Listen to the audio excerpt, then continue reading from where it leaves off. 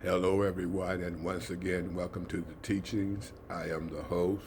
Truth is, today's title, today's teaching is entitled More Contradictions of the Bible. More Contradictions of the Bible. And we're going to open up in James, the first chapter, and we're going to read verse 13 and 14. And it reads, Let no man say when he is tempted, I am tempted of God. For God cannot be tempted with evil, neither tempted he any man. But every man is tempted when he is drawn away of his own lust and enticed. So we're going to show you that God does tempt man. And we're going to show you that God obviously was tempted with evil. Let's look at the contradiction. Let's go to Genesis, the 22nd chapter. And we're going to pick it up at verse 1. Genesis 22 and verse 1. And it reads, And it came to pass after these things that God did tempt Abraham, that God did tempt Abraham, and said unto him, Abraham, and he said, Behold, here I am. So already we see that God did tempt Abraham. So that's a contradiction. But we're going to look at that God obviously was tempted with evil to bring evil to Abraham. We're going to show you that. Let's read it. 2. And he said, Take now thy son, thy only son, Isaac, whom thou lovest, and get thee unto the land of Moriah, and offer him therefore a burnt offering upon one of the mountains, which I will tell thee of. So off the top, we see this is an evil act. Okay, Abraham loved his son. God knew he loved his son. But God going to present him with such a wicked act to do, brothers and sisters, to kill his own son. That's evil. Anybody say that's not evil? They don't know what evil is. Verse 3. And Abraham rose up early in the morning and saddled his ass and took two of his young men with him and Isaac his son and clave the wood for the burnt offering and rose up and went unto the place of which God had told him. Verse 4. Then on the third day Abraham lifted up his eyes and saw the place afar off. And Abraham said unto his young men, Abide ye here with the ass, and I and the lad will go yonder and worship and come back again to you. And Abraham took the wood of the burnt offering and laid it upon Isaac his son. And he took the fire in his hand and a knife, and they went both of them together. Verse 7. And Isaac spake unto Abraham his father, and said, My father. And he said, Here am I, my son. And he said, Behold, the fire and the wood, but where is the lamb for a burnt offering? 8. And Abraham said, My son, God will provide himself a lamb for a burnt offering. So they went both of them together. And they came to the place which God had told him of. And Abraham built an altar there, and laid the wood in order, and bound Isaac his son, and laid him on the altar upon the wood. Now, if this was real, brothers and sisters, can you imagine what's going on in Isaac's head? He's being tortured by his father, okay?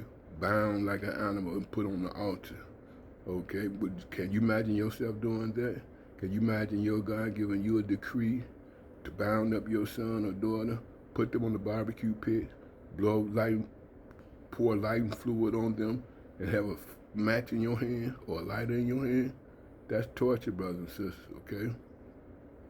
Again, verse 9. And they came to the place which God had told him of, and Abraham built an altar there, and laid the wood in order, and bound Isaac his son, and laid him on the altar upon the wood. 10.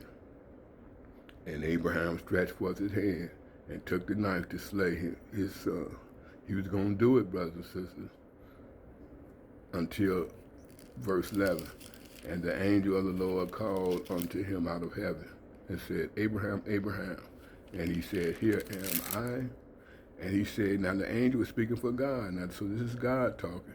And he said, Lay not thine hand upon the lad, neither do thou anything unto him. For now I know that thou fearest God. But he should have been known, brothers and sisters, okay? Now I know that thou fearest God, seeing thou hast not withheld thy son, thy only son from me. Like I said, he should have known. He omniscient. He's the all-knowing God. He called the end from the beginning. What you mean, now I know? I did know at first, but now I know. Since you was going to kill your own son, you're going to do a horrible act on my behalf.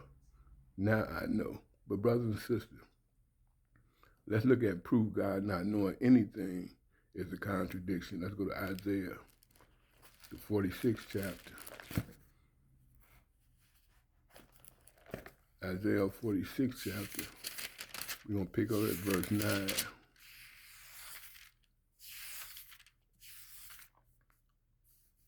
And it reads, remember the former things of old, for I am God, and there is none else. I am God, and there is none like me. 10. Declaring the end from the beginning. So he declares the end from the beginning. He calls it, brothers and sisters, like it TIS is. Okay? Did I spell it? Did I do that right? Well, anyway, he called the end from the beginning, brothers and sisters, okay? All right? Again, verse 10 from the beginning, declaring the end from the beginning and from the ancient times the things that are not yet done. In other words, he's the author of prophecy. He gave the words to the prophets. Again, he called the end from the beginning.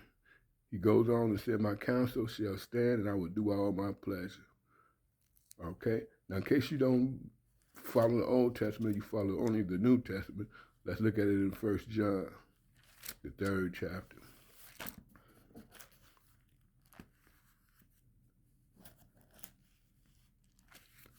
Okay? Bear with me, brothers and sisters. Again, I only have two hands. I'm using one to turn the pages.